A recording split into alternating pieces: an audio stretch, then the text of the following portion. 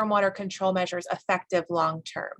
We're trying to gear this inspection and maintenance training to include HOAs and landscapers in addition to our traditional stormwater professionals. In addition to the inspection and maintenance certification, we also have the stormwater control measure design and design review class. This is a 2-day training, and we have one coming up November 8th and 9th, and Holly Pisa will be one of the presenters for that, as you saw her excellent presentation earlier. This will be held at the Mile High Flood District Boardroom in Denver, hopefully again in person, pending any COVID restrictions. That is $350, and you can register via the links shared in the chat or via this training. And this one is really about how do we design green infrastructure or stormwater control measure strategies for success? How do we design them with maintenance in mind? And then if you are one of the people who are reviewing designs, what do you look for? What do you need to ensure that is there for success?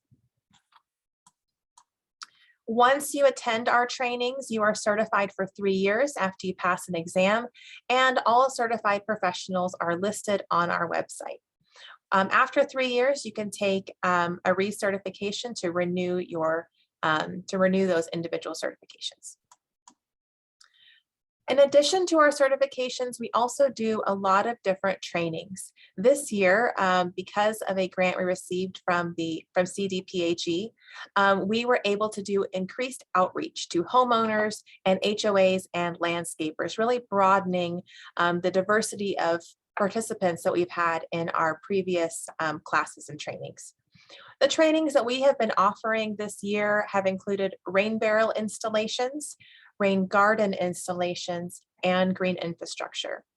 Really trying to drive home that stormwater infrastructure, like our other presenters have talked about, is scalable. It can start at the residential level. This isn't just municipalities who are managing stormwater.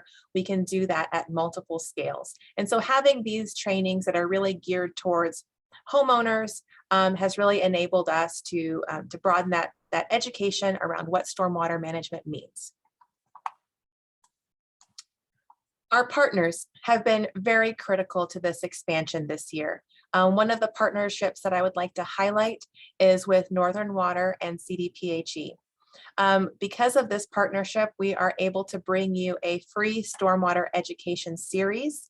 There are 3 in that series. The first one, the Green Infrastructure Overview, has already been completed on August 19th, but we will have the recording in English and Spanish coming soon, which is another really great aspect of these trainings, is that they are all bilingual. Apologies for the phone in the background. So these classes are all being offered bilingually, and we have live translation happening for these trainings, really opening up the ability for different community members to attend these trainings because these trainings have not been previously offered in Spanish.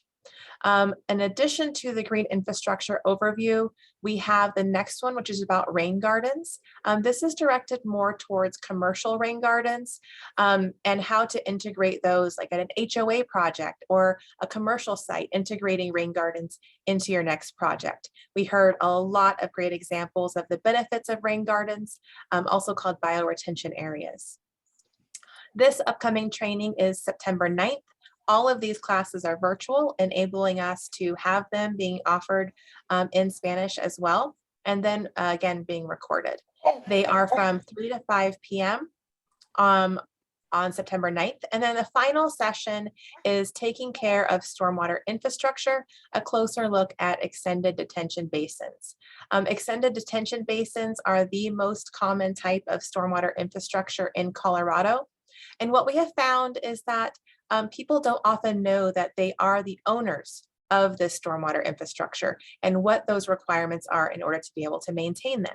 So this was again geared towards HOAs and landscapers, since they interact with EDBs or extended detention basins potentially the most.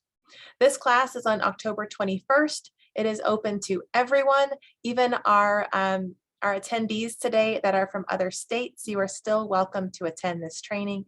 They are in Mountain Time, so just make that note. In addition to our trainings and certifications, we have also done a variety of presentations. These have been a little bit different than the training for green infrastructure, more of a shortened, abbreviated version of that training. And we've also been asked to give presentations on integrated stormwater solutions. So I think as all of us are in this space of stormwater, wondering, what is the need out in our community? Who is wanting to attend these trainings? And are people interested in still attending these trainings? And so I wanted to show you some numbers from today, from January until now, what our impact has been in the community so far. And like I mentioned, we already have multiple trainings continuing throughout the year, as I already mentioned. So to date, we have had 14 trainings and presentations and 4 certification courses.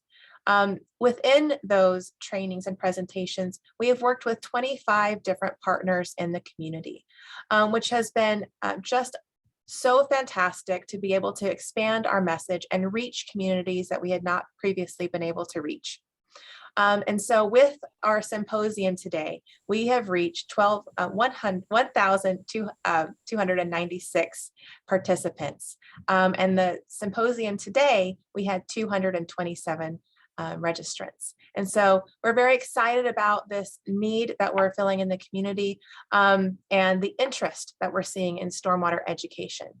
But I really need your help because we want to know, what are you seeing in your communities? What gaps are there in stormwater education? How can the Colorado Stormwater Center help you in meeting that gap? So if you could please put in the chat any ideas that you have of needed classes. This could even just be classes you're interested in taking yourself that you haven't found available. So please write that in the chat. We will look at all of those in order to be able to incorporate more classes coming up. For our resources, right now on our website, we have existing resources, including this field guide that you can download, pictured here, for free.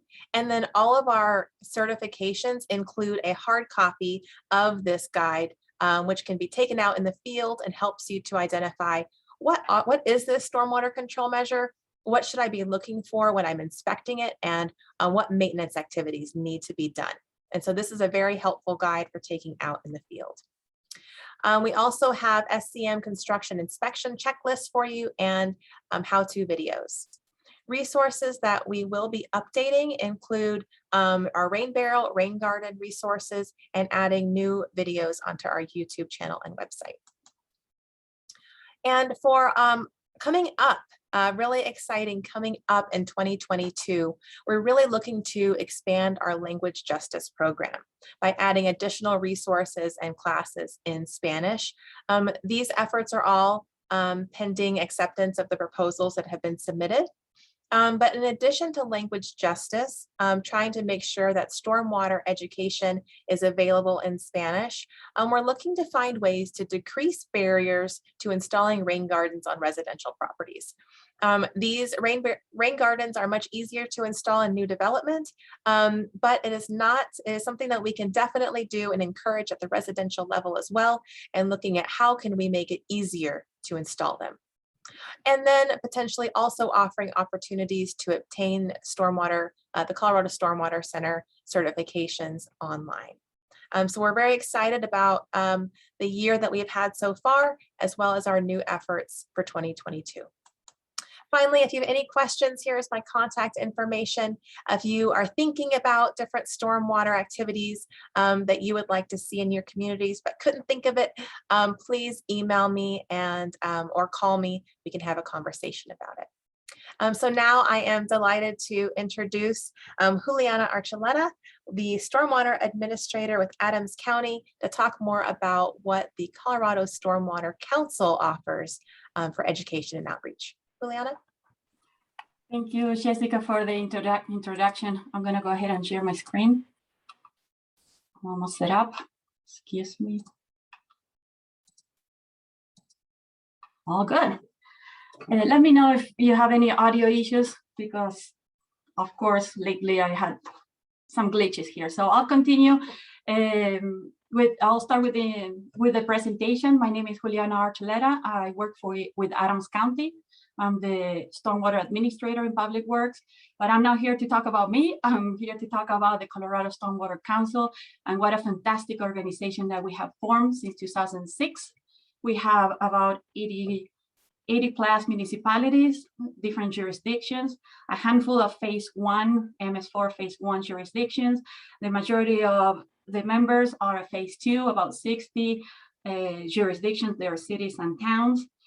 And then we have non-standard MS4s that complete the rest, which are universities, school districts, jails, and things of that nature. So it's really a collaborative organization. What you see on that collage, those are the words that our own members put together in an exercise a few years ago. And we are very, very lonely workers in the municipal world. So if you know anyone that has a stormwater coordinator job nearby, please tell them thank you for what they do. And the fact that we put together this organization, it really helped us feel part of a team. So we really work for our own municipalities, but in this organization, we come together. Within the Colorado Stormwater Council, we have different committees. One of these is the ENO, is the Education and Outreach Committee.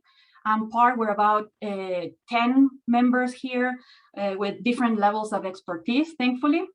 And Heather Osterter with the City of Westminster, she's the chair of this committee. So I'm just talking on her behalf. And we have typically an annual budget of $15,000, which is very generous in the municipal world. Individually, we would, not all of the municipalities will have a large budget available for them to tap on and dedicate for education and outreach activities. So we're here, the major goal here is to serve our members and helping them comply with the MS4 permit requirements. The requirements are very simple, and I brought them down here at a very high level. There are 3 bullet points, and these were adopted since 2016. Before 2016, the state was very, allow us way much more flexibility. We had to tell the state what our activities and events were, and how we have more power on selecting the activities that we wanted to participate. There was a little bit more openness or flexibility. Since 2016, the state realized that it was not a standardized way to operate, and they prescribed minimum requirements.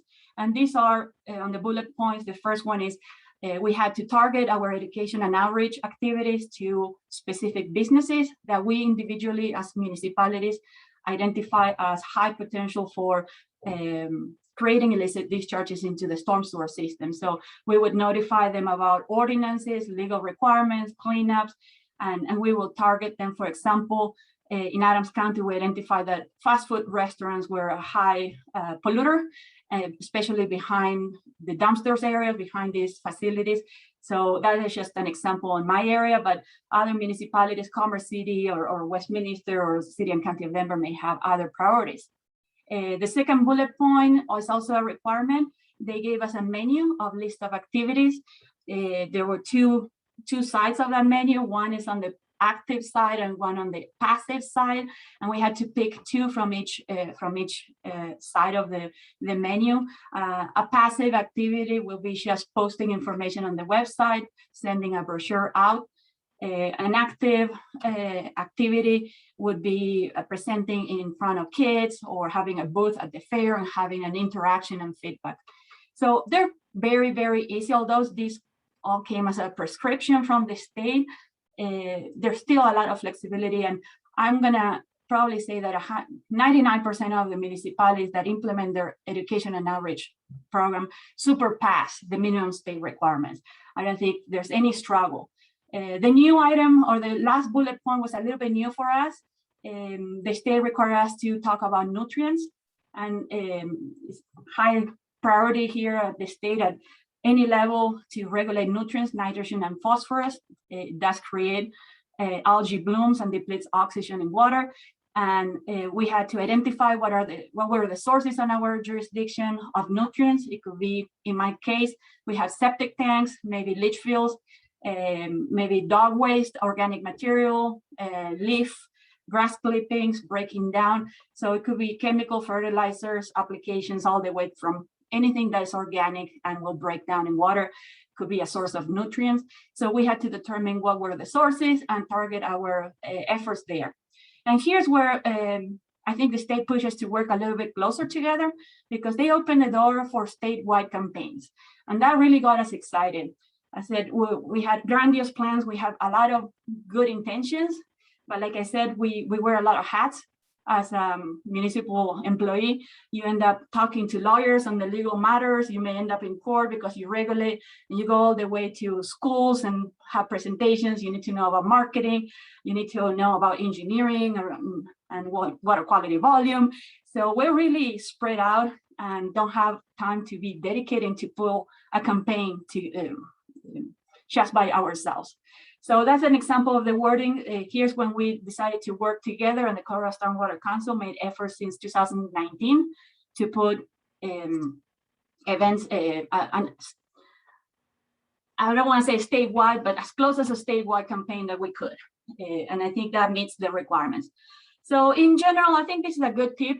When to volunteer to an organization.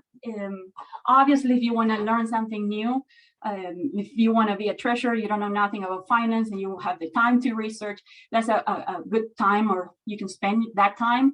And organizations, nonprofits, or professional associations would allow you to grow in that role. But in our world, we have very limited time. So when would be smart for any of you to volunteer into a committee and dedicate the time that is needed? And I came up with this real short and easy documentation. If it takes you this much effort and it has a large impact on the team, that's when you want to say, stand up, raise your hand, and volunteer. That's when we need you as a collaborator. An example in my world is, obviously I speak Spanish, and there are opportunities to do translations. For me, translations I'll do them with my eyes closed. I don't have to waste 3 hours that maybe someone that had from an American background will have to learn and take time and, struggle with it. So if there's anything to be translated, I want to be volunteering for that. So it takes me very little time, and it has a great impact for my organization here, because we need to reach this Hispanic community that they also have an impact on the environment. So anyway, again, we had that approach with how we spend the money. So we have very little money, how we can get the most impact. And some of the examples are the H2O inflatable. We bought it throughout the organization, and now we have a loaner program. So you can borrow it. So you had to spend $2,000 on an inflatable that will be sitting year long. We came up with placemats for restaurants, discounts, calendars, SurveyMonkey memberships that we can share. We go out on booths. I'm going to accelerate because I'm probably taking too long. But some examples on what we have spent the money on. We collaborated with Colorado Springs. They took the lead on a campaign that was well established for many years. We came out with $10,000 in 2019, $5,000 in 2020, and that really expanded the time frame. It went from 2-month campaign to a 3-month campaign. So that was really impactful, and we were able to tap on an existing resources. Bike tours also, they have been being done by several years by Amy Coughlin with the Bar Milton Watershed Association. And the innovation was when COVID, I'm so sorry, when COVID hit, they quickly turned on an online version, and they filmed the tour, and that was really innovative at the time when we were not able to meet each other face to face. The city of Greeley kicked that radio campaign on the northern side of Colorado last year in NPR. We learned what a nonprofit and a profit radio campaign can do, and different approaches and the level of education of the listener and how to approach that target audience. We are not very good at social media at all. This is one of the things that we're not strong at it. We just created an account on Facebook and LinkedIn, but we have YouTube videos that were custom made here in Colorado that are available. Some of these videos were presented in a competition for NASMA Communication Award, and we did win the first place. And there's Jessica Lapierre picking up our prize there in Los Angeles, California, or Palo Alto, California, a few years ago. I'm almost there. And then the new thing that we are doing this year, obviously I volunteered to run the Spanish radio campaign for the first time. It's been 3 months in a row. We're ending in August with one final interview. It's about $45,000 audience, a $3,000 cost, and there's some of the description there. And what we're looking forward in 2022 is to participate in trade conferences, maybe fast food, carpet cleaning companies, landscaping companies, HOA companies, conferences that will get us in and we can make presentations and make people aware of why it's so important to protect the water quality. We're also partnering with the Colorado Stormwater Center and translating some of these certifications. Most of the people operating and cleaning and maintaining ponds are Hispanics, and they need to be recognized with certification and progression plans. So this is a great investment. We really would like to go to the Western Slopes and expand the statewide campaign. There's people retiring early. We have a generational change, and we hope that all of these people are leaving the council can come back in a different role and be passionate about what they like to do most. And there's one more. We're looking into inspirational signs, I think, on green infrastructure. That's where people can sit, read, and be inspired by a quote or someone. So if you have any quotes that you would like to share, I'm always open. Thank you so much. We think that collaboration is the way to go. And thank you for this opportunity. Sorry for the long presentation. That was so great, Juliana. Right on time. And both of us had our phones ring, so no problem there. Score. I would like to invite now Waverly Claw, the Director for Resilient Communities and Watersheds with the Sonoran Institute. Thank you, Waverly.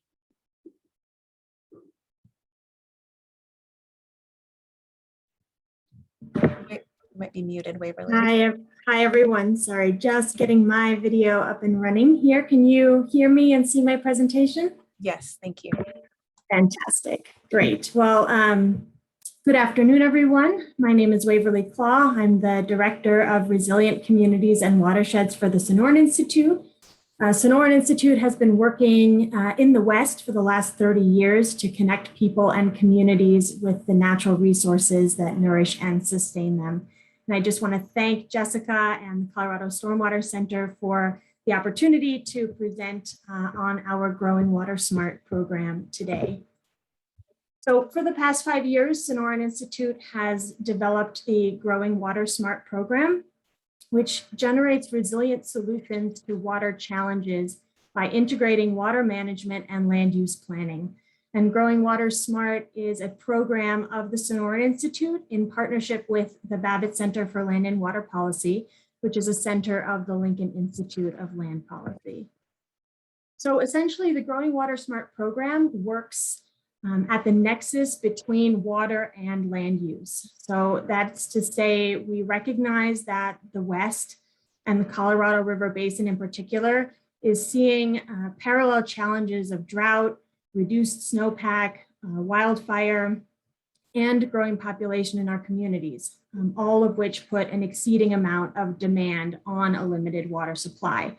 And so to address these water challenges, we need to ensure that water is thoughtfully considered in how new structures are built in our communities, how existing development can be updated or retrofitted to be more water resilient, and how we manage our public parks and open spaces, as well as our private front and rear yard landscapes. So we want our cities and towns to be designed to be water efficient, to use water wisely, and increase growth while at the same time reducing the impact on water resources. And one of the major components that this requires is breaking down silos between municipal and county planning departments, public works departments, water utilities or water providers, parks departments, et cetera, so that everyone can be on the same page to identify strategies for addressing these water challenges. So the Growing Water Smart program really has two major areas of focus. First, we want to reduce the amount of water we use in our communities rather than seeking new sources of water supply in an already water scarce region. And we also want to maximize the use of all types of water, including stormwater, through green infrastructure and low impact development. Essentially, we need to view water holistically using an integrated water resource management or one water lens so that we can be strategic about using the right type of water for the right use. And, we're not necessarily seeking to simply conserve water to utilize it for more growth or urban consumption, but we recognize that by conserving water in an urban context, we can also make more water available for stream flows that feed environmental or recreational benefits. So to achieve this, the Sonoran Institute and the Babbitt Center host Growing Water Smart workshops, and we've done so in Colorado, Arizona, and will soon be hosting workshops in California and 4 sister cities that are along the US-Mexico border.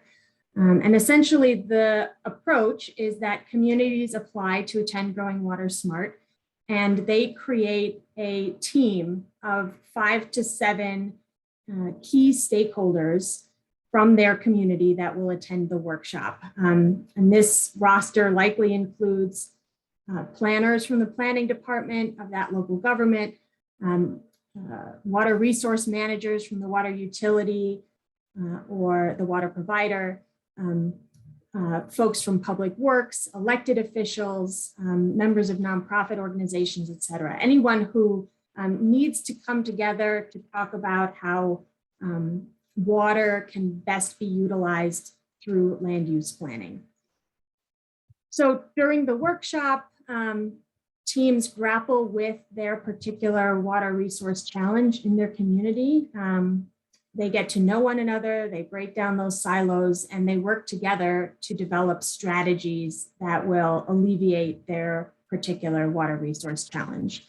And Sonoran Institute works with these communities after the workshop on follow-up technical assistance projects, small projects that catalyze their momentum to move forward.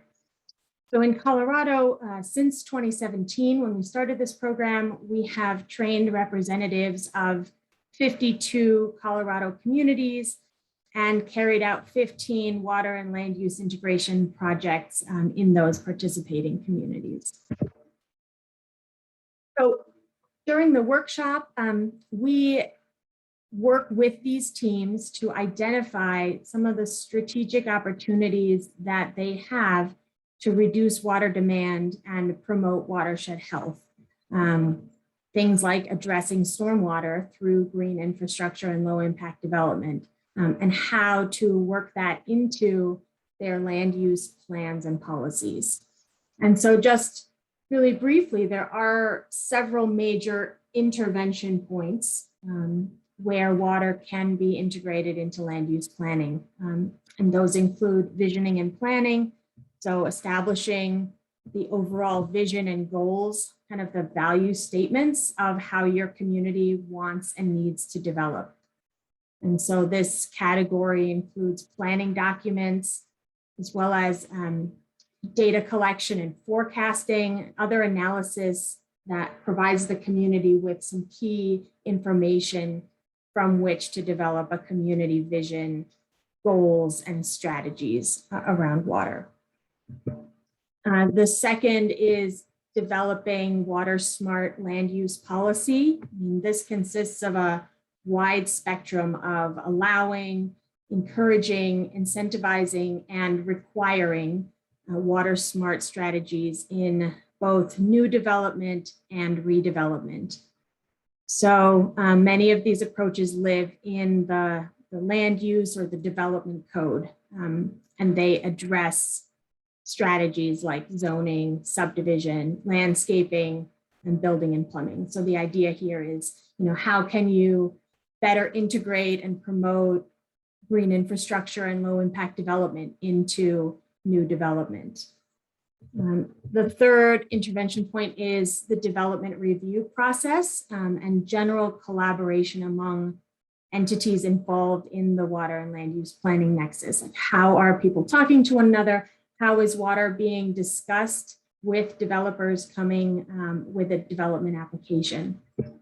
And then finally, the last intervention point or category is post-occupancy efficiency. So being able to maintain and further some water conservation and low impact development strategies once the structure is already built and someone lives in it.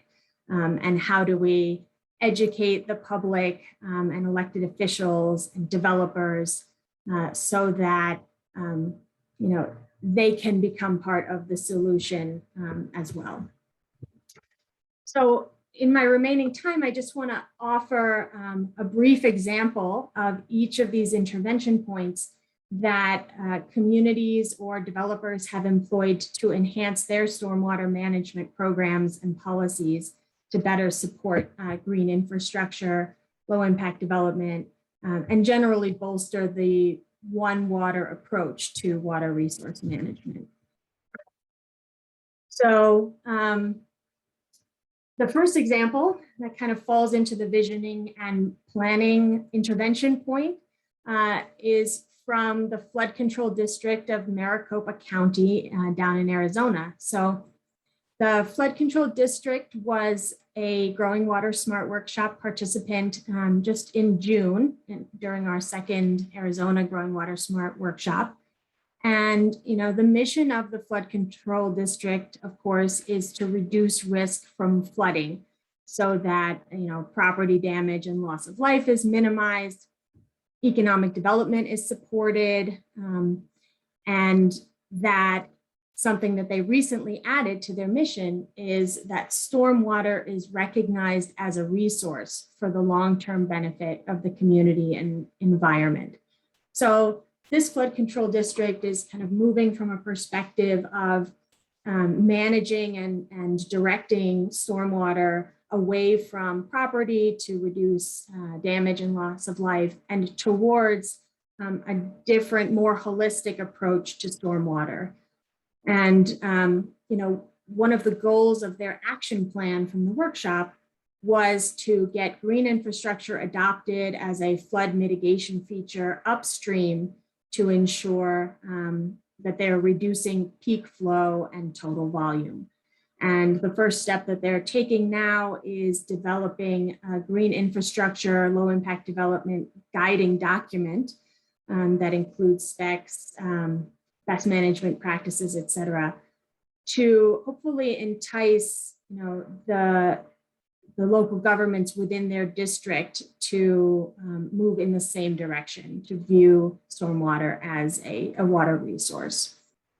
And they're also going to develop a pilot for a grant or funding program to implement these types of approaches at the home, school, and community levels. Then an example of water smart land use policy utilizing kind of a one water approach to stormwater is Sterling Ranch, Colorado. Some of you may be familiar with this, which is they are a large master planned community in Douglas County. And in 2010, the Colorado Water Conservation Board named this project as the state's first rainwater harvesting pilot project. And so with this designation, they are basically able to, they were able to develop a district scale rainwater harvesting project where they are able to use rainwater collected in these underground cisterns to irrigate the yards of their residential development. And so this is a novel approach that can be and should be considered as something to be replicated in other communities that are experiencing master plan developments in the future. In terms of an example of collaboration around development review and working between the water resource manager side of things and the land use planning side of things, I would point to the city of Longmont, which attended our Growing Water Smart workshop in 2020. One of their goals was to promote low impact development in their new construction. And one of the things that they've recently done is they hired an environmental and sustainability planner whose job it is to manage and review development applications from the site plan to large annexations and ensure that the city's goals and principles around sustainable development and low impact development are being incorporated into a new development. So this position is now on board, and they talk with developers from the very first pre-application meeting about some of the opportunities that they have either to voluntarily or that they're required to integrate into their development, particularly around low impact development strategies. And then finally, I just wanted to highlight the city of Tucson in Arizona. They also just attended our Growing Water Smart workshop in June. And they have a long history of initiatives that integrate water conservation and efficiency into development regulations in their city.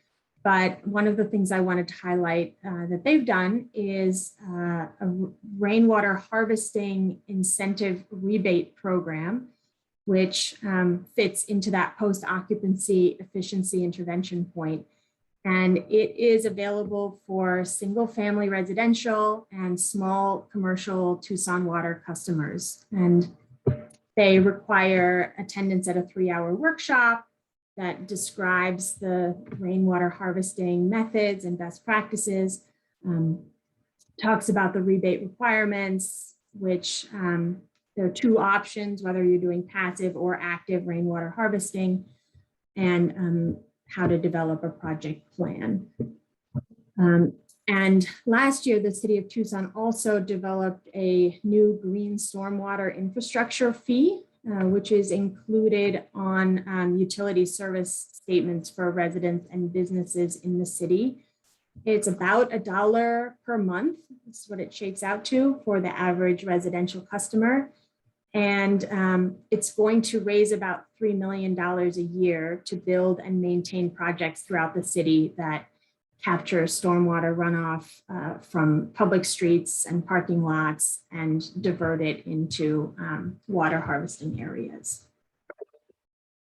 So over the past 5 years in Colorado, we've trained 27 teams representing 52 communities through the Growing Water Smart program. And we've worked with 15 communities on their technical assistance projects to help them further their goals. We'd love to have you and your community join a Growing Water Smart workshop. There's an application process where you put together your team and you write about why you think this would be a good time for your community to go through the program. And we have an upcoming Arizona Growing Water Smart workshop slated for March of 2022. And the application is currently open for that. And our next Colorado workshop that's open statewide is slated for fall of 2022. So I think with that, I will wrap it up. You can learn more and take a look at some of our resources on growingwatersmart.org. That would include the image that you see of the Growing Water Smart guidebook that includes a lot of the intervention points that I mentioned today. And I will put my email address in the chat. So look forward to hearing from you if this makes sense for your community. Thanks, Jessica. Thank you so much, Waverly. The Growing Water Smart program is such a fantastic resource for our community, and I really appreciate you being here to tell us more about it today and when the next one is, fall of 2022. We have time for one question. I see that Mark, you have a question. You can go ahead and ask.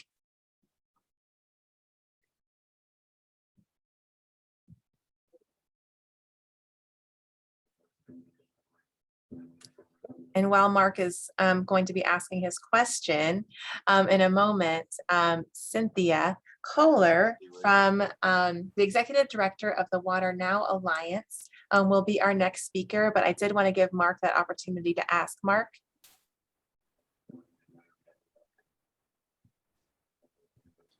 Well, I accidentally raised my hand. Oh, Okay. okay, no problem. Happy to answer any questions later on in the Q&A as well. Thanks. Okay, thanks. Thank you again, Waverly. And so now I would like to officially introduce Cynthia Kohler, Executive Director of the Water Now Alliance in California. Cynthia, thank you so much for joining us today. We're thrilled to have you here. Thanks so much. Hello, everyone. I am Cynthia Kohler with Water Now Alliance, and so pleased to be with all of you today, talking about innovative stormwater education and training opportunities and our Tap into Resilience initiative. I think the slides are not yet in full screen mode, and I'd love to get to the next slide.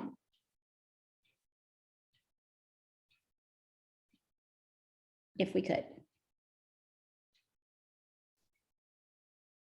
Here we go. So for those of you who are not familiar with Water Now, we are a network, a nonprofit network of local water leaders and working to advance sustainable, affordable, equitable, and climate resilient solutions in their communities.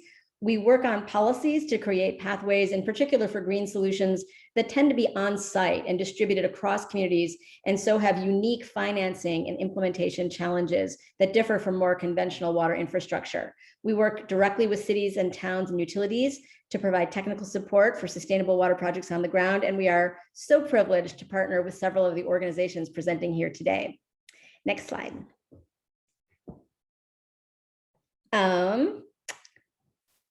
Sorry, can we get to the next slide? Cool. Sustainability is one of those terms that gets used a lot and can mean different things to different people. So in the interest of transparency, we've defined it as you see here, providing safe, healthy, and affordable water services for people while preserving the integrity of water resources and the environment for future generations. So similarly, next slide. We have defined water equity for our purposes, of our work as universal access to secure, affordable, safe, and healthy drinking water and wastewater and stormwater management services. Equitable water infrastructure investment should support the long-term sustainability of our waterways, water systems, and utilities. Next slide. So today I'll be talking about our Tap into Resilience initiative, which is designed to help communities finance and address the policy and implementation challenges that can be associated with adopting green stormwater infrastructure, as well as other localized on-site water strategies at large scale. So the basic concept behind Tap into Resilience is that these green solutions constitute water infrastructure. And there can be substantial benefits to communities in investing in these installations on non-utility properties, as well as including these investments in capital plans budgeting right alongside more conventional counterparts. Next slide. So what exactly do we mean by on-site, localized, or distributed water infrastructure? This is really the suite of options that you've been talking about all day today. A colleague of ours likes to say that when others look at a building, they see concrete, and when she does, she sees a sponge. So similarly, we look across communities at gardens, lawns, streets, parks, schools, medians, roofs, and campuses, and we see water infrastructure. Next slide. So let's talk about stormwater in particular. Green infrastructure is generally referred to as strategies and technologies that manage stormwater where it falls, making beneficial use of rainwater and improving water quality. So I'm not going to go through the examples listed here because you've talked about them all day today: green roofs, bioswales, urban trees, rainwater harvesting, and all the rest. Next slide, please. The benefits of these strategies are varied. They tend to be more environmentally sustainable and build climate resilience. They're often more affordable and can advance water equity. They can also protect public health. And increasingly, it appears that investments in green stormwater infrastructure can also generate local green jobs. Next slide. One of the central challenges in larger scale adopting of green infrastructure is how to finance these measures that are largely outside of utility operation and control. The conventional thinking is that you can only pay for these decentralized types of projects out of annual operating cash. But the problem is that annual rate revenue will generally not be sufficient to cover large scale investments. Next slide, please.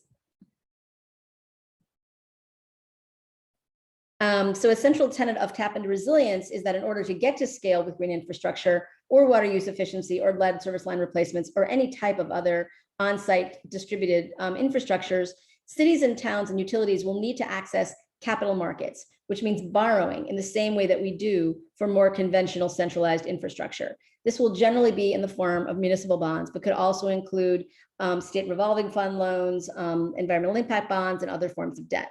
Public utilities have the power to borrow for all kinds of great infrastructure, including tanks, tunnels, pipes, treatment facilities. What's often not appreciated is that you can also borrow to invest in distributed green stormwater infrastructure. Next slide, please. So why are we focused on debt financing for green infrastructure? Borrowing can be off-putting for many, but debt financing is the way that most communities pay for long-term investments like stormwater tunnels, treatment facilities, and the rest. Scaling up green infrastructure requires the same approaches, and national accounting rules, as we'll discuss, clearly allow for this. Next slide. The benefits of expanding our thinking about how to finance green stormwater infrastructure are significant, beginning with the reality that these are long-term investments and not annual expenses, which is really what annual rate revenue is for. So debt in this context supports the accounting convention that you should always be matching your cost to your benefits. Next slide. And it may be counterintuitive, but debt financing can be a more affordable way to pay for these programs, thereby advancing sustainability and equity. At the end of the day, public entities need to ensure that they're able to pay for their programs while also ensuring that these critical services are affordable for everyone in their communities, including the most vulnerable among us. Next slide, please. Public entities have the option of providing rebates or grants for installations on private properties or other properties belonging to other public entities. And for disadvantaged populations, direct installation programs can be very effective because not everybody can afford to provide the upfront costs. Next slide, please. So debt financing can be a more equitable approach because it spreads the costs of these programs over time. Under the concept of intergenerational equity, you want to avoid making the next generation pay for today's problems, but you also don't want to saddle today's ratepayers with paying the full cost for investments that will benefit people for the next 10, 20, or 30 years. Next slide, please.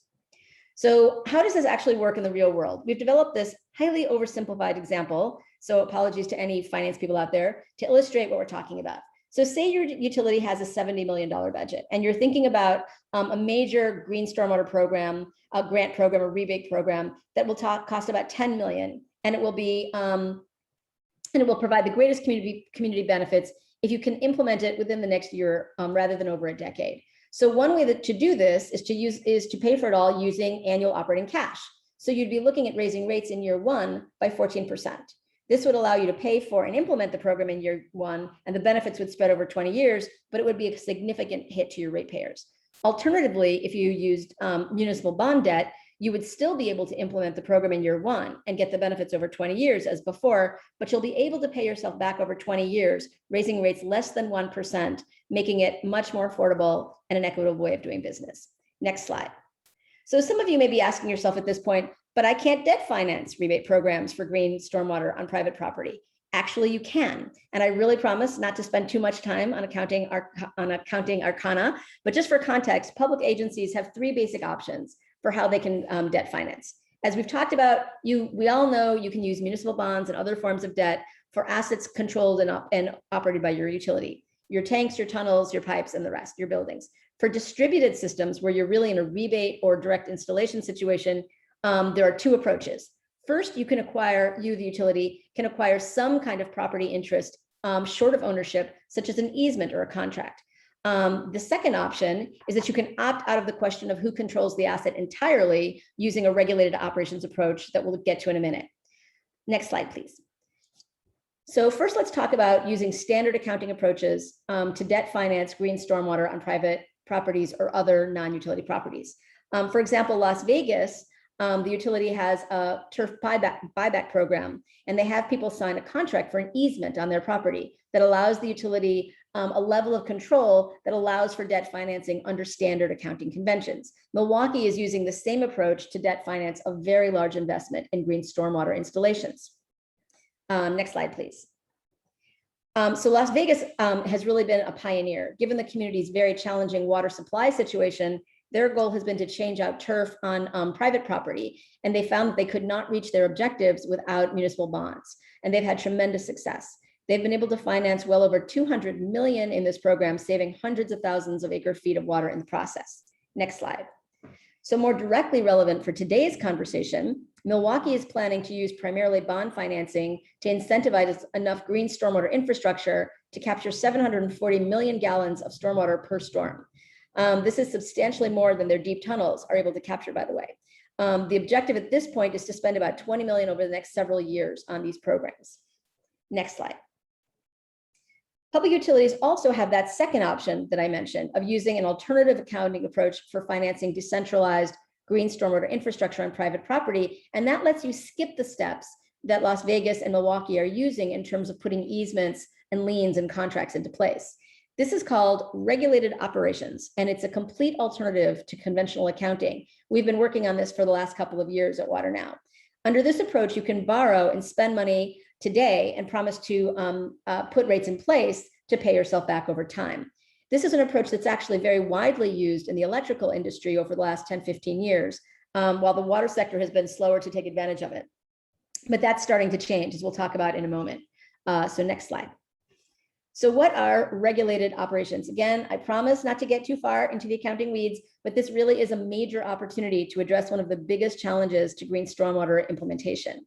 The Governmental Accounting Standards Board, or as we think about it affectionately here at Water Now, GASB, the great GASB, they have created regulated operations accounting a little over a decade ago as an alternative to standard accounting, which requires a public entity to have control over an asset that's debt financed as a way of ensuring the debt will be repaid. This rule is captured in GASB Statement 62, or otherwise known as GASB 62. What happened is that GASB realized that public entities need to make investments in all kinds of things that are not annual expenses, but also don't produce fixed assets under a utility's control. So it created the concept of regulated operations. Yes, it is a terrible name, we know, but it allows public entities to borrow even when there is no governmental ownership or control over an asset. There are three conditions for this. There has to be a governing board legally authorized to set rates. The rates have to be designed to recover whatever it is you're borrowing. And there has to be a promise of some kind that to assume that the rates will indeed recover the costs that can be collected for consumers. In 2018, as a result of a campaign that we spearheaded with some of our partners, GASB actually issued a specific technical rule clarifying that the regulated operations approach is directly applicable to cities, towns, and water utilities issuing consumer rebates and engaging in direct installation programs. Next slide. So assuming that you've been able to stick with me through this journey into municipal accounting, you may be asking yourself, this may sound promising, but what will my finance people say? We have found that the GASB 62 approach can be challenging for water finance folks. It's an exception to the general, the general approach to accounting for municipalities, and it's not typically taught, so there can be some skepticism. So I'm going to go over a few examples of water utilities that are in fact successfully capitalizing their rebate and direct installation programs using municipal bond proceeds and other debt. Next slide. The Seattle Public Utilities and King County has been using debt to finance their green stormwater infrastructure for some time. Their goals are ambitious to manage about 700 million gallons of runoff per year by 2025. Next slide.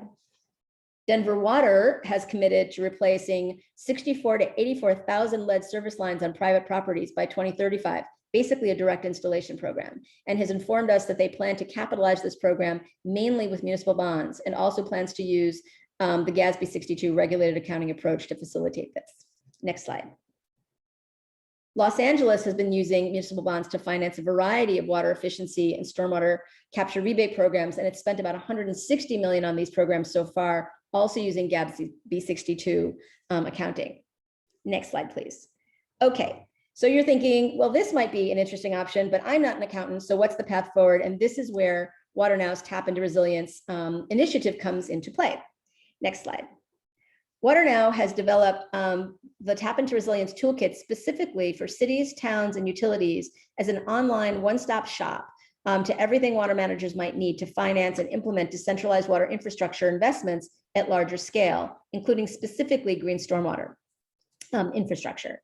It's free online and is designed as a decision tree, so you can get as detailed as you'd like or stay high level. Next slide. The toolkit consists of 6 main categories of information: online modules, success stories, downloads, videos, a resource library, and what we call the Ask an Expert feature, where you can connect with our expert panelists. Sorry. Next slide. Turning first to the modules, the toolkit includes 3 main modules, each with multiple subparts.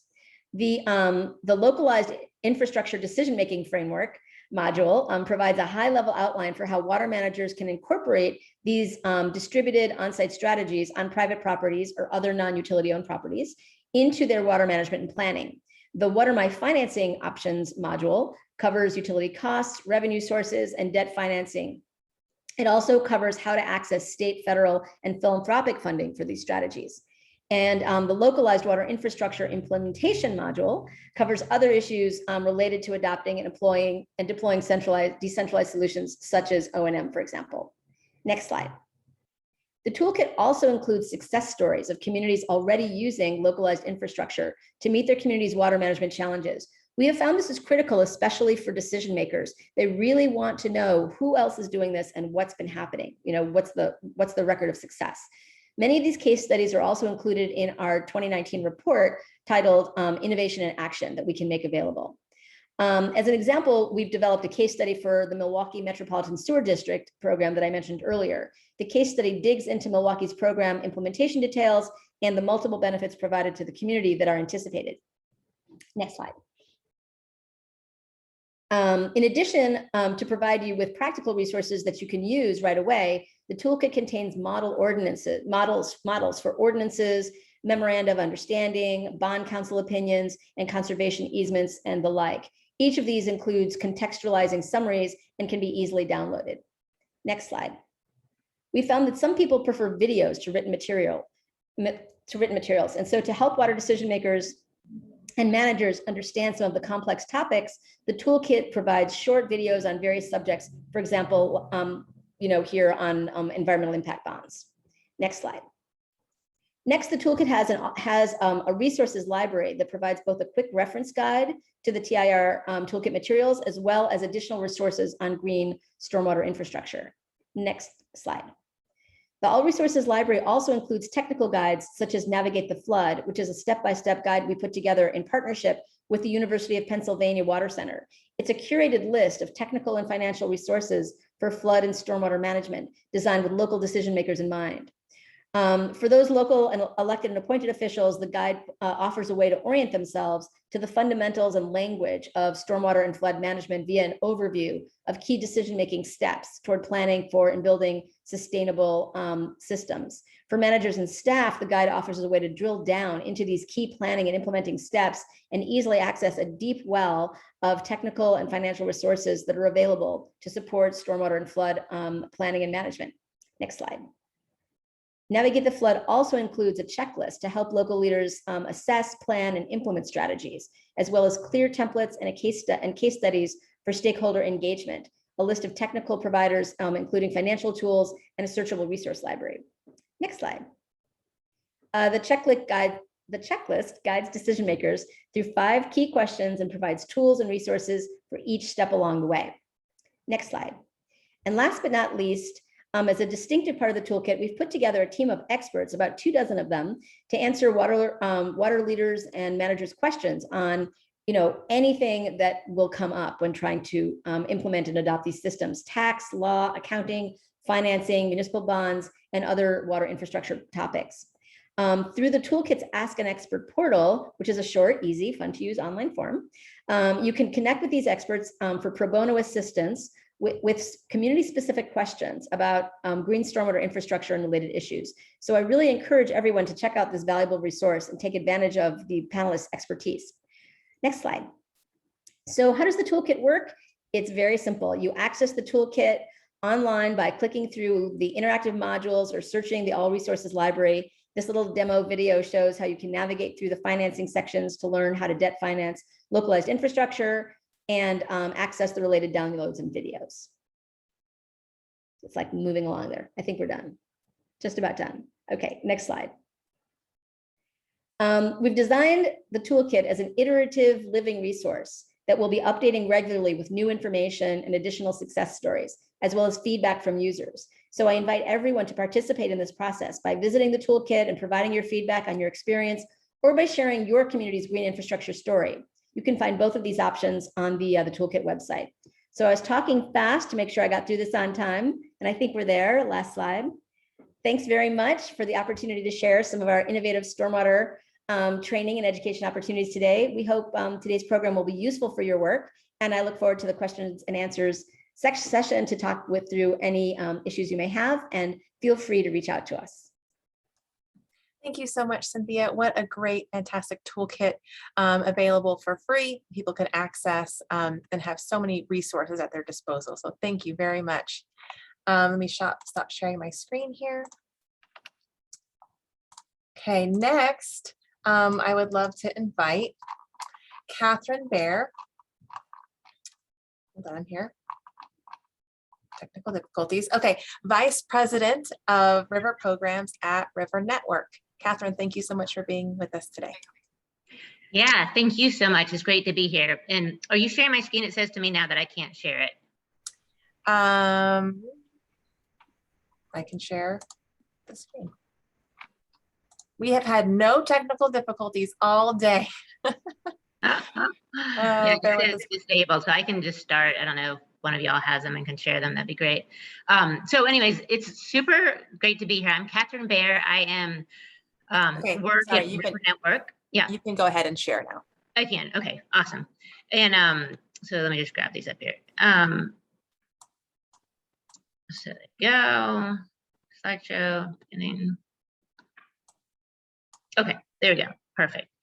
So so just to say that, I actually am joining you from North Carolina today, and I work with River Network across the country. And even though I don't work on stormwater all the time, long ago when I was doing my master's thesis, it was in Atlanta, and it was looking at urban stormwater problems and urban water quality. And this was back in like mid 90s when the programs on, the MS4s were really just getting going. And then more recently, I've worked on advocating for federal funding for green infrastructure. And so even though I don't get to work on stormwater all the time, like it's very near and dear to my heart. So I am excited to be able to chat with everyone today about some resources that we have that really overlap and are important to stormwater and urban flooding. So thank you for having me. What I'm going to talk about today is I'm going to give some introduction, some context on what we do and on stormwater flooding and equity, the way we're thinking about it. And then I'm going to highlight two resources. One is our community-led research toolkit. Second is our equitable infrastructure investment toolkit. And then just make sure I leave everyone so you know where to find these resources if you would like to use them, and hopefully you will. So first of all, as background, River Network, we are a national nonprofit organization, and we work to connect and empower the thousands of groups who locally, at the local and state level, who are working to protect and restore their waterways and communities. And we connect them, so we're sort of a backbone organization, building capacity of these organizations to be more effective in achieving their missions for our waterways and our communities. We're driven by the mission that we envision a future of clean and abundant water for people and for nature. And we do our work by coaching, convening, training, mentoring, and we have an annual conference, River Rally, every year, which perhaps some of you have been to. It happens that actually our headquarters is in Boulder because our president is in that area. And I did want to introduce, even though I'm in North Carolina, some of y'all may know my two Colorado colleagues who work on our programs here, Nicole Seltzer and Michaela Mullins, who are up, Nicole's in Steamboat and Michaela's in the Denver area. So just in case you run into them, I wanted to make sure, since this is a Colorado crowd, that you knew we had a team here who are great, really great people leading great work. So,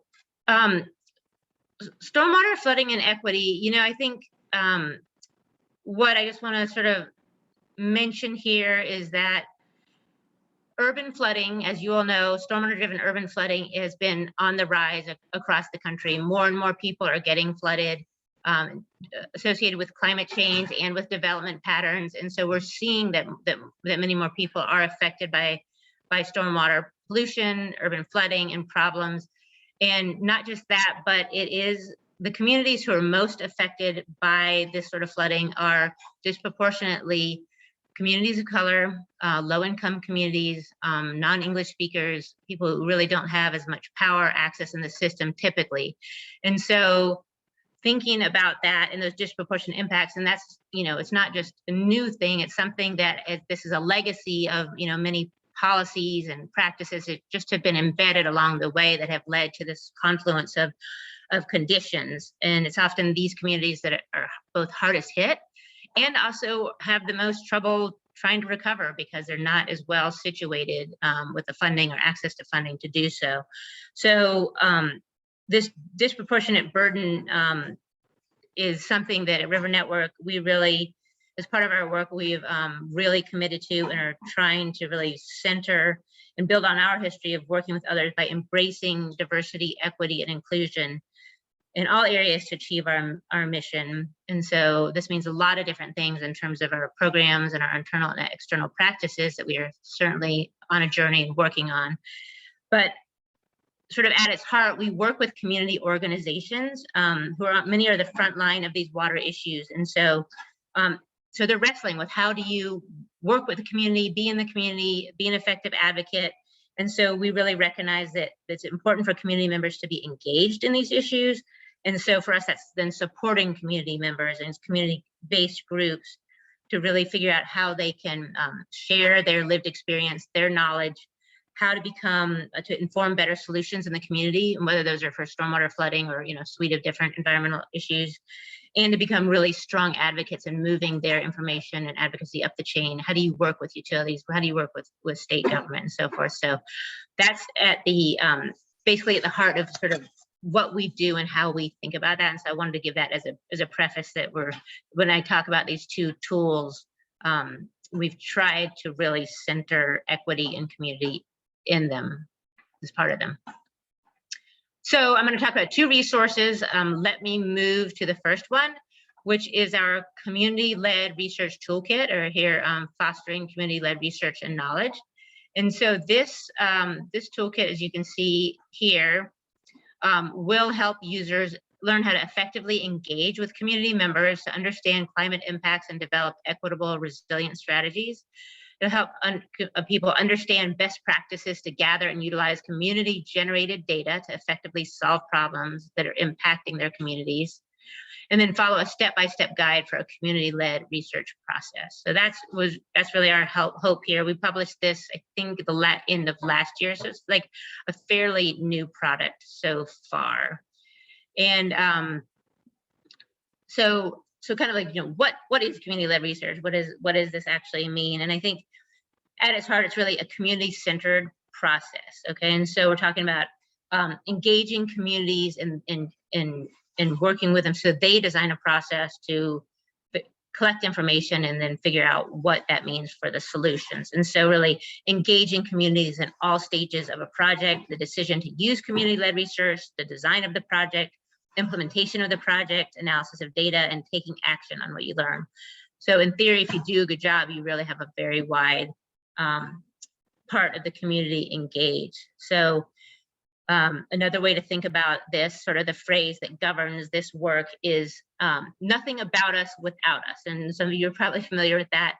So we also can define this as a process through which community members come together to gather and synthesize their collective wisdom and knowledge in order to more fully understand a problem or set of problems, impact their community, to identify solutions that will work best for their specific community, and then to help build that case for support. So I think, if you're thinking about the stormwater context, and this work that I'm talking about really is focused kind of on urban flooding, although this can apply to different topics.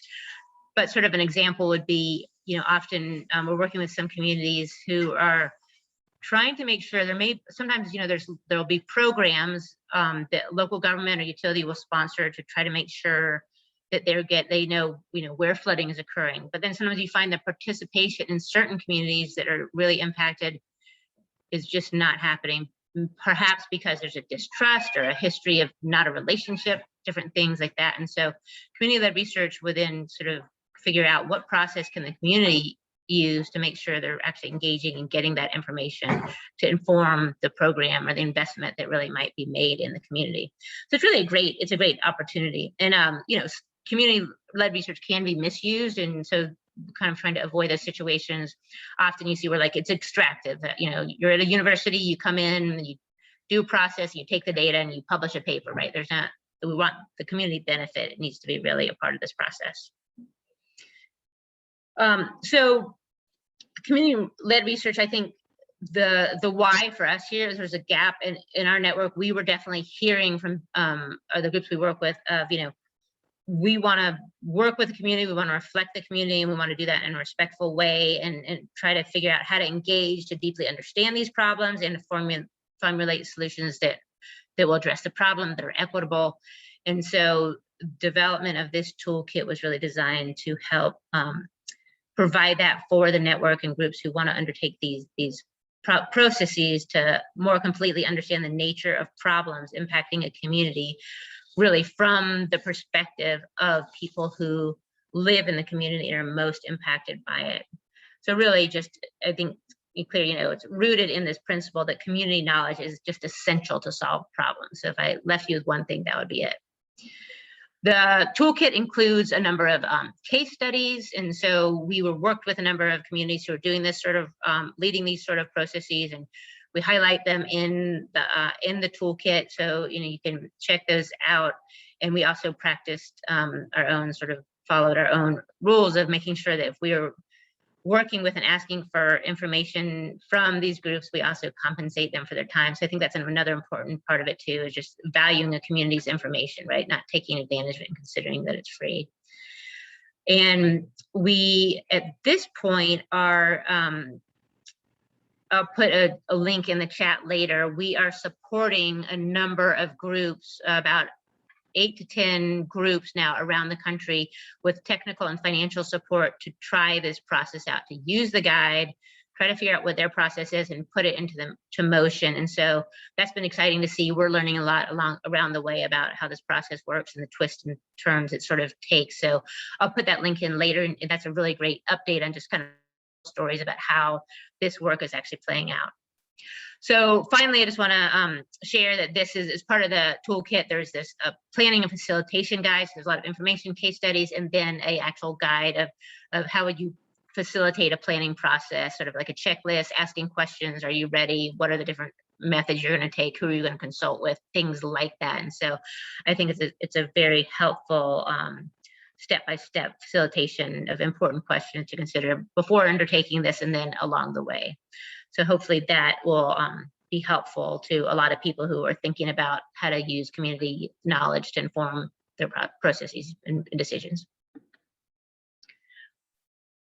So the second resource I'd like to talk about is our Equitable Infrastructure Toolkit. And this, we're really excited about it. This also just came out recently. And so this toolkit really is designed to help our community members who are often at the local but also the state level to identify factors that affect water affordability and some approaches to actually addressing them, to become familiar with water infrastructure funding and financing mechanisms and understand how to influence water infrastructure investment decisions and policies at the local, state, and federal levels. A lot of overlap here with what Cynthia was talking about. You know, we find within our network of groups that whether or not they've gone through a community-led research process, you know, they know they're like, okay, how can I be at the table to decide where the green infrastructure is going, or like whether we're using detention basins or some other approach, or, you know, how to look at water rates for drinking water. So, and because it is so confusing, right? And there's a lot there. And so those of you who are like embedded and stuff, and you know how, like, you need to think like, I'm a citizen in my community. I don't, you know, where do I start? So really thinking about how to do that. And this toolkit does address, it's sort of supposed to address stormwater, wastewater, and drinking water. So it's not stormwater specific, but definitely includes pieces on stormwater. They're applicable to stormwater. So I think when we started this, we paused for a second because we decided, we're like, okay, what is equitable water infrastructure investment? What's going to be our North Star here? And so for us, equitable water infrastructure investment is when infrastructure dollars for clean water, drinking water, and stormwater are directed by the community towards public health and clean, safe, and affordable water. They're distributed in a way that supports low-income and community of colors most at risk for environmental harm, and also probably who have suffered that historic lack of investment over time. And thirdly, supporting the long-term sustainability of our waterways and water systems and utilities, recognizing that's, you know, key is partnering with our local water utilities and thinking about the resource holistically. So the toolkit has 4 main pieces. And so I'm at a very high level, just sort of step through kind of what's in them to give you a sense of it. And there's a lot to dig into. So we have 4 sections: utilities, water infrastructure, affordability, and then decision and influence. And so utilities are sort of guiding questions are, how are utilities managed and regulated? How does the decision-making impact affordability? And so for folks can come in and see, well, you know, at a real basic level, how do utilities work? How are they governed? How are they managed? How do you understand and look at your water bill? What are some of the programs and practices that utilities use in this way? Things like customer assistance programs or asset management. And then each section sort of has a part on recommended actions that people can think about taking to increase equitable water infrastructure investment at that level. The second section is infrastructure. And so the big sort of part, or our main focus of this part is how are water systems improved, financed, and funded? What role do states play in administering federal programs? So we talk about sort of what are some of the major sources of funding. We do not get into GASB, but I would refer people to the Water Now toolkit for that one. But coming in at the first level and thinking about like, okay, how, you know, what does the Clean Water State Revolving Fund do? Can it fund green infrastructure? How does it fund that? And then how do you look at it and influence it at the state level? And also, what are the flexibilities that are built in to address affordability and equity in these programs? Where do you need to push on that, or, you know, where there's things that would actually have to be changed before you could do them? So talking about some of those, you know, in theory, sort of more innovative ways that some of these programs work, and hoping to leave people with a sense of that, as well as a few of the other major federal sources of funding, what they can cover, who can apply for them, et cetera. Affordability, and this one is a huge topic right now and just rapidly changing. And so there's a lot here for people to consider. And the first was, you know, hoping that people would understand what drives water to be unaffordable. You know, 'cause there's so many factors, and sometimes you just come into it sort of one-sided of like, you know, my rates went up, why? And then how can affordability be addressed at the local, state, and federal levels? Again, something that's sort of evolving rapidly, but we talk about how different ways that people define and measure water affordability, some of the impacts that affect that, and then what's happening at the federal level. How could you think about addressing affordability that way in terms of shutoffs, et cetera? What about the state level? What can do there? And then at the local level, things like equitable rate structures, transparent billing processes, customer assistance programs, things like that. The final section is on decision-making and influence. And so for the groups we work on, this might be the section that groups will kind of come to first if they don't feel like checking out, like going through all the sections, getting all the rest of the sections and reading through it all. But it sort of talks about advocacy and influence and what's the role of community members, community organizations in trying to be at the table and affect change. And then it provides different opportunities for engaging in that from the local, the state, and the federal level, and also sort of take some from the very, like, hey, I'm a beginner, what can I do to, I've been doing this for a long time, what are some really sophisticated things I might consider to better impact equitable infrastructure investment in the community. And then finally, it also sort of thinks about the intersectionality. Yeah, I mean, you know, I love water, I think about water all the time, but all these issues, housing, you know, food, gentrification, all these things are very connected. And so for water advocates and community organizations, how could they build bridges between some of those different issues? So I think that's the overview of these toolkits. This is my contact information. Those are the websites for the toolkits. And we do plan to continue having trainings on these. And we occasionally do have more opportunities to support communities with technical and financial assistance for some of these, which depends on our funding streams, but you can also find out about that by checking out our website and signing up for our newsletter. So we will always post things that way. So I think for that, Jessica, is it for me. I'll just pause there. Thank you very much, Catherine. Equity is such a critical issue. As we know, as you mentioned, the low-income communities and communities of color are the most impacted. And so keeping that in mind as we move forward is critically important. Thank you for putting together, you and of course your team, putting together these great toolkits. So again, thank you for your contribution today. And our final speaker of the day, I'd like to introduce Dr. Mazdak Arabi, who is the director of the One Water Solutions Institute and also a professor at Colorado State University. Mazdak? Thank you, Jessica. I really appreciated listening to all of the conversations from the presentations, and the fantastic group of experts that have joined the symposium really makes me very proud as the director of the One Water Solutions Institute. And I would like to take this opportunity to specifically thank Jessica and Sarah for the great effort that they've done to assemble this, again, group of fantastic experts and resources today. So what I would like to discuss today very briefly is a set of tools and resources that we have put together that would enable improved management of water systems in Colorado. And as a matter of fact, many of these tools are available nationally.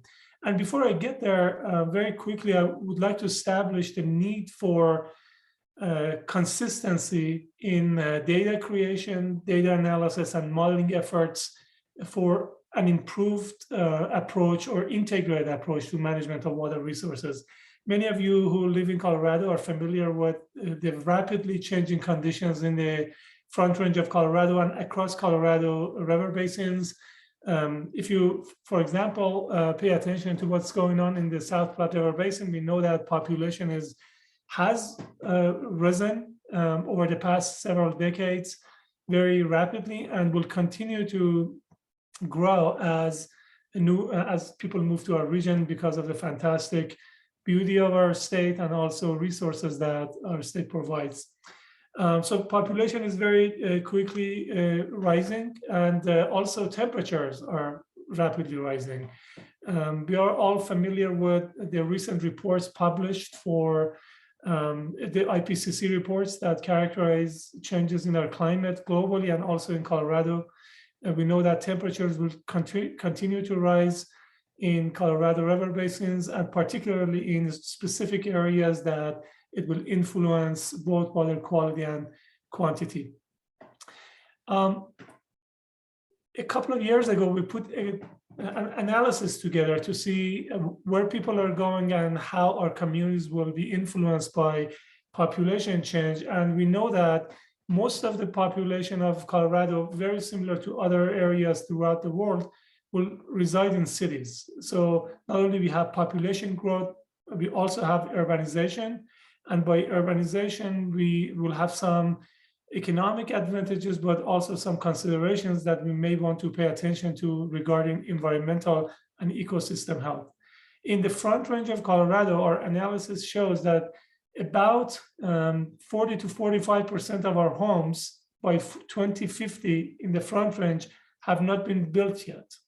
So when we talk about smart water systems or smart cities and things that Waverly, for example, was talking about, the influence or the connection between land use planning and water management is extremely timely for us because, again, we will experience an extremely rapid growth of our urban regions and a lot of infrastructure systems that may be designed in a more advanced or more resilient and regenerative fashion.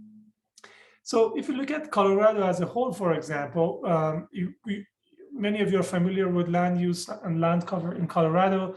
You can see that between 2001 and 2016, not only our urban regions have grown and changed over this past couple of decades. One interesting thing is that you can see how our forested regions are also being influenced by things such as forest fires and other impacts of climate change and these warming trends that you can see in the system. So for example, also if you look at the MS4 systems, you see a very rapid growth of these areas. And when you zoom into some of these areas, we'll notice that these rapidly growing cities not only will require more water and influence the quality of water, but also will compete for land in addition to water and other type of resources. So when we think about managing our system in a holistic fashion, we must incorporate competition for water, competition for land, and then equal and equitable distribution of resources in a way that this fantastic urban-rural interface that we appreciate and also environmental benefits that we have by living adjacent to mountains will be protected and in some cases when needed can be restored. I also want to highlight that one of the advantages of water management in Colorado is that over the past decade, more than a decade, Colorado has developed strategies and many documents in the Colorado's water plan that would enable us to approach our water issues and other linked systems in a coherent and coordinated fashion. So this information that you see in this slide are from Colorado's water plan, where we are looking at primary drivers of change in our systems that would influence water management and also management of linked systems that are related to water. So population and land use change are obvious trends in our region, but also social and environmental values, affordability and social justice, social, environmental, and economic justice issues are also among these factors. Climate change, changes in extreme events, also very important and highlighted in the Colorado's water plan. And obviously, as we grow our regions, as I indicated, this is a very good time to think about how we grow and what type of influence we can have in terms of using resources when we think about different patterns or urban development and urban growth. So you can see again, regulatory considerations, agriculture and rural economies, and demand for water from municipal and industrial sections, and availability of water efficient technologies are amongst drivers highlighted in the Colorado's water plan. According to these drivers, there are several scenarios that have been developed. I refer to them as alternative futures that could be really used to consistently approach water management and planning and operation of our systems among the silos of water management: drinking water, stormwater, wastewater systems, obviously rivers and streams and lakes, and other environmental systems. So Waverly and others talked about the one water outcomes and the fact that we want to go beyond only provisioning services and the new paradigm in water management around the one water concepts must reconcile not only, again, access to water and protecting our environment, but also adding resilience to our systems, because we are experiencing higher frequency and intensity of extreme events, adaptation to climate change, and ultimately making our communities more livable. Healthier communities with more livable conditions are among factors that people talk about when we characterize one water outcomes. And obviously, as we discussed, the transition toward one water or this holistic water management, integration is absolutely the key and requisite to achieving one water outcomes. So again, if you think about drivers of change that I just highlighted and are well described in the Colorado's water plan, and some nexus for water and land use and resource management, we may think about, again, the nexus of water and land use, water supply and demand analysis, stormwater, changes in the stormwater management that we may want to incorporate to respond to these drivers, as well as other factors such as water quality control, flood control, and livability. In the previous session, folks discussed urban agriculture and food production, food forests, and things of that sort. Many of these factors are characterized under livability metrics and information that various groups are studying across the country. So at the One Water Solutions Institute, what we focus on is essentially, I can characterize it in 3 categories. One, we develop a consistent set of data that can be incorporated in planning, management, and operation of water systems.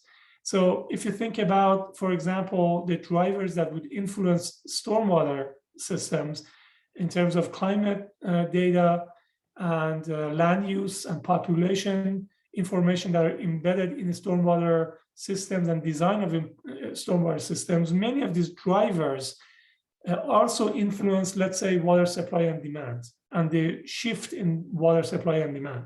And as perhaps many of you are aware of this, our